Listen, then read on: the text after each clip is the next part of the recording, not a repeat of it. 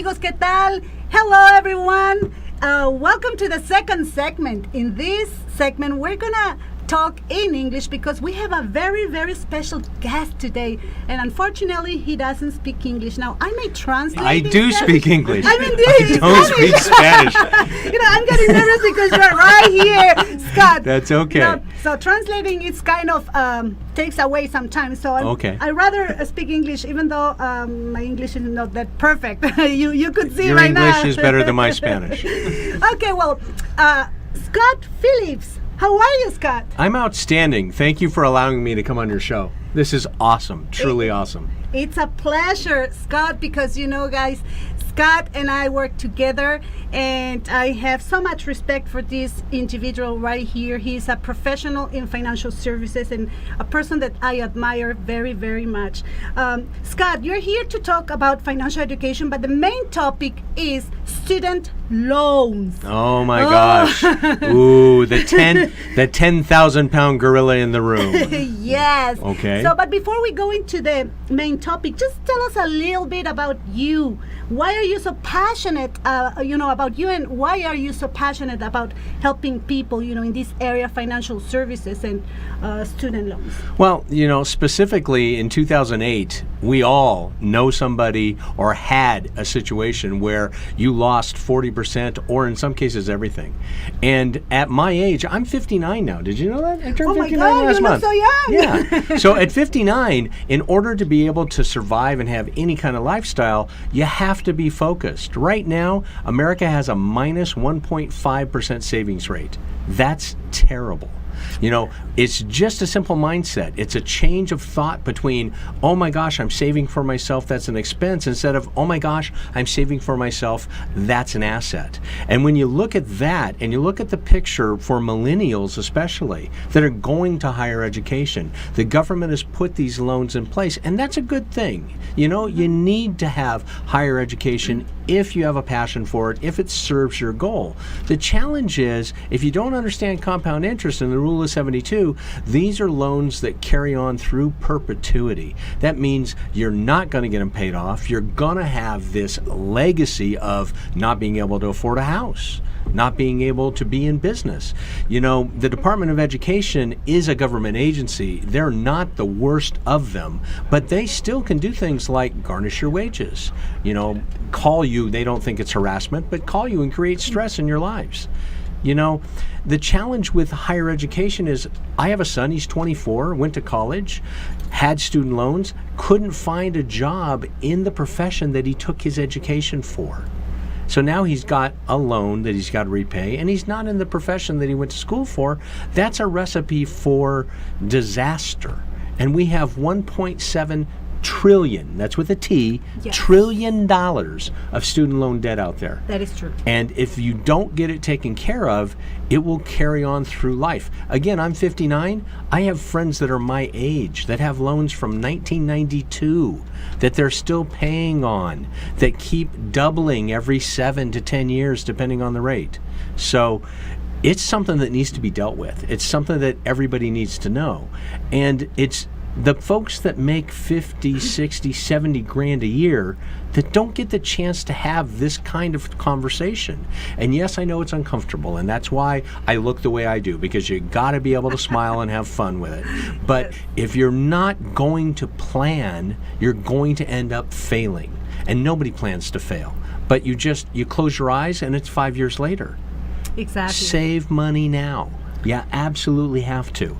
You'll never be able to get back time. You can earn more money for a while, but contrary to what they told us, again, at 59, I don't think I'm going to get Social Security. How do you like that? They keep moving that goalpost.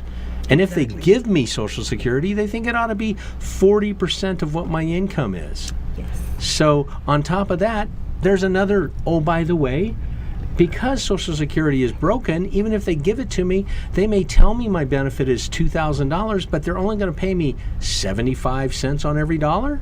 That's how you end up, no offense to Walmart, but that's how you end up in your 70s and 80s at Walmart going like this, can I give you a sticker? Can I check your receipt? And again, no offense to those people.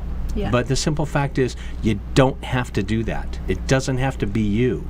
You can plan now. You know, young folks, like you have a Sorrel, your other co-host? Yes. Young folks, 19 years of age. The one thing you have that none of the rest of us enjoy is time. Exactly. Time is what compounds money.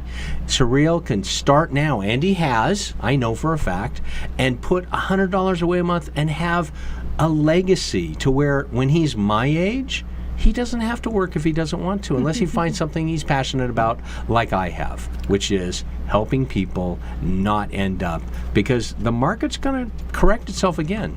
Yes, it's gone up and up and up, but the reality is the market goes up and the market goes down. And if you're not prepared, you need to start today. Exactly. And if I'm speaking English and you only speak Spanish, this lady right here, this is the one you need to talk to, because she has the ideas that she can put in place for you.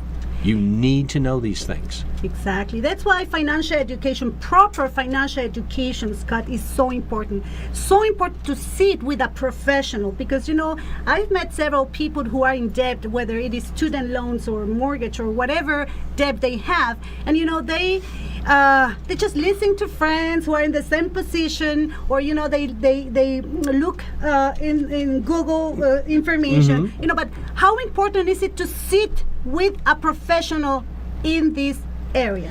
It's very important. There's so much to know. You know, if you have a student loan and you started to pay it and then you didn't make the money that you needed and you couldn't pay it and the government said, hey, don't worry about it, we'll defer it. Do you realize that deferral payment isn't even covering the interest? That's why your loan is growing. That's why you need somebody who understands what's going on and can steer you the right way. It's important to us to help you get out of that situation that you're in, because honestly, no matter how many of us right now are put together correctly to where we've got a plan and we know we're going to be okay, it's like an outtake scene from the movie Speed, because we're at the back of the bus and all the people that aren't prepared are driving that bus, and that bus is the economy, and it's going to correct. And no matter how well together Graciela, myself, Sorrel have put ourselves together, it's still going to be a hardship for us because of all the other folks that are not prepared. It's just that simple mindset, Graciela. It's an asset. Exactly. Pay yourself first. Get rid of your student loan.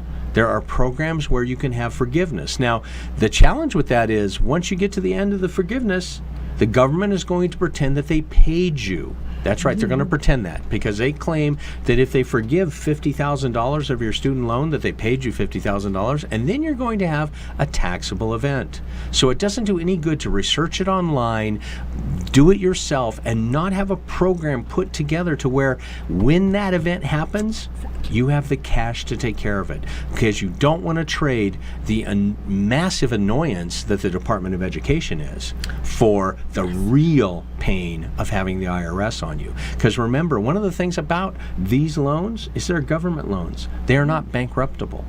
I wouldn't advise bankruptcy for everybody anyway, but you cannot have $50,000 in student loans and file bankruptcy and expunge them. Yes. That's not the way to do it.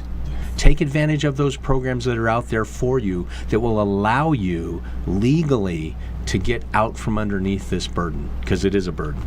Yes, it is, Scott, because sometimes, you know, we just hope.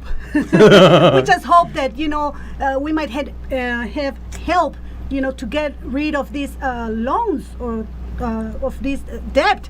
But it's not only about getting rid of the debt or lower the debt and the payments. It's about, you know, changing our habits, understanding, you know, how can we get to a healthier position financially. Exactly. Otherwise, you know, what we are doing or what people is doing in that scenario where they just want to, you know, they don't want to know anything else, just, you know, just help me, you know, they are deferring the problem. They're right? kicking that can right down the road. Exactly. And because this is a topic that we are going to continue to talk about, we are going to go into the third segment to talk more in detail about all these. Awesome. Is that okay? Absolutely. Thank you very much. Thank you so much for being here, Scott. Thank you. Guys, don't leave. Student loans, next segment. Pros and cons. Well, actually, there's no pros.